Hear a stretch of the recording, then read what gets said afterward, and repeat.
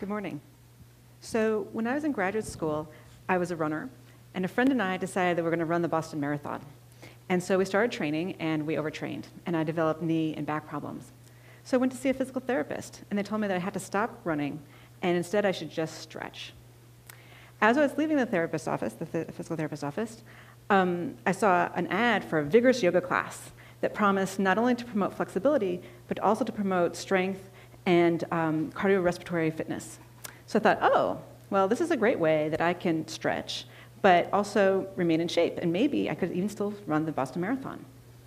So I went to the yoga class, and I really enjoyed it, except for when the teacher would make all sorts of claims, all sorts of medical claims, but also all sorts of claims about, oh yes, it'll help you, you increase your compassion and open your heart, and it's just like, my eyes would roll, and I'd think, yeah, I'm here for to stretch.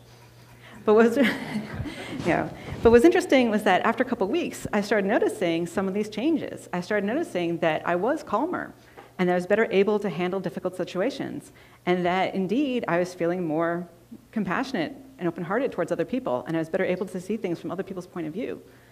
And I was like, how could this be? How could this be? And I thought, well, maybe it's just a placebo response, right? She told me I was going to feel this, so maybe that's why I was feeling it. So I decided to do a literature search to see if there's any research on this. And lo and behold, there was quite a bit, showing both yoga and meditation are extremely effective for decreasing stress. They're also very good for reducing symptoms associated with numerous diseases, including depression, anxiety, pain, and insomnia. They also, there's a couple of very good studies demonstrating it can actually improve your ability to pay attention. And most interesting, I thought, virtually every study has shown that people are just happier. They report they're more satisfied with their life, and they have a higher quality of life. And so this was interesting to me. And so I decided to switch and start doing this sort of research. And so as a neuroscientist, how could this be happening? How can something as silly as a yoga posture or sitting and watching your breath, how could that lead to all these sorts of different types of changes? So what we know is that whenever you engage in a behavior over and over again, that this can lead to changes in your brain. And this is what's referred to as neuroplasticity. And what this just means is that your brain is plastic and that the neurons can change how they talk to each other with experience. And so and there was a couple of studies demonstrating that you can actually detect this using machines like the MRI machine. The first study was with juggling. They took people who had never ever juggled before, and they scanned them, and then they taught them how to juggle, and they said, keep practicing for 3 months. Then they brought them back after 3 months, and they scanned them a second time. And they found that they could actually detect with the MRI machine changes in the amount of gray matter in the brain of these people in areas that are important for detecting visual motion. So I thought, okay, 3 months, can we detect, can meditation change brain structure too? That's something as, simple as, juggling. What about meditation? So the first study we did, we recruited a bunch of people from the Boston area, and these were not monks or meditation teachers. These were just average Joes who, on average, practice meditation about 30 or 40 minutes a day. And we put them in the scanner, and we compared them to a group of people who are demographically matched, but who don't meditate.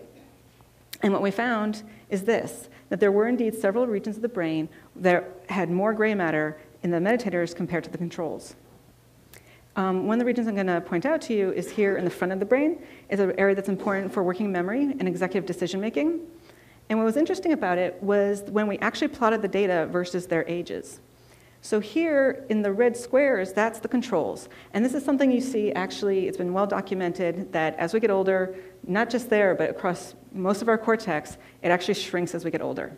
And this is part of the reason why as we get older, it's harder to figure things out and to remember things.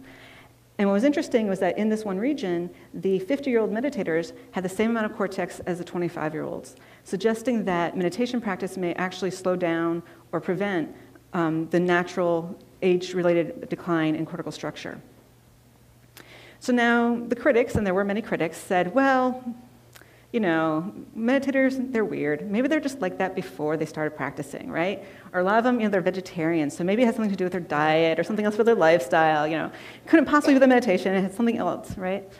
And to be fair, that could be true. This first study could not address that. So we did a second study. In this study, what we did is we took people who had never meditated before, and we put them in the scanner, and then we put them through an 8-week meditation-based stress reduction program, where they were told to meditate every day for 30 to 40 minutes. And then we scanned them again at the end of the 8 weeks, and this is what we found. So what you can see is that several areas became larger. In this slide, we can see the hippocampus. And in the graph, the controls are in blue and the meditation subjects are in red. And what we see is that the hippocampus, and this is an area that's important for learning and memory. It's also important for emotion regulation. And what's interesting is there's less gray matter in this region in people who have depression and PTSD. Another region we identified was the temporal parietal junction, which is here above your ear. And it's important for perspective taking and empathy and compassion. And again, these are both functions which people report changing when they start practicing meditation and yoga. Another region we identified was the amygdala. And the amygdala is the fight or flight part of your brain. And here we actually found a decrease in gray matter. And what was interesting was that the change in gray matter was correlated with the change in stress. So the more stress reduction people reported, the smaller the amygdala became. And this was really interesting because it's sort of the opposite and parallel of what some animal studies have shown. So Chatterjee and colleagues using rodents, they took rodents who were just happy, normal rodents, and they had them in their cage, and they measured their amygdala, and then they put them through a 10-day stress regimen. And at the end of the 10 days, they measured their amygdala, and this exact same analogous part of their rat brain grew. So we found a decrease with stress. They found an increase with stress. What was interesting is that then they left the animals alone. And 3 weeks later, they went back and tested them again. And 3 weeks later, that same part of the amygdala was still large. And the animals, even though they were in their original cages where they were happy, were still acting stressed out. So they were cowering in the corner, and they just weren't exploring the space the way they had before. And so this is the exact opposite of what we saw with the humans, because with the humans, nothing has changed with their environment.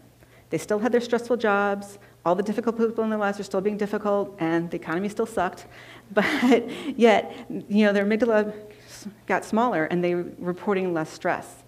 And so together, these really showed that the change in the amygdala, it's not responding to the change in the environment, but rather it's representing the change in the people's reaction and relationship to their environment.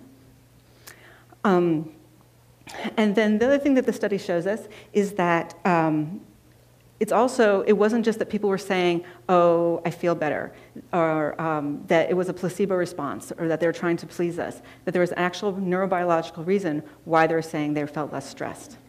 And so the idea that I'd like to share with all of you today is that meditation can literally change your brain. Thank you.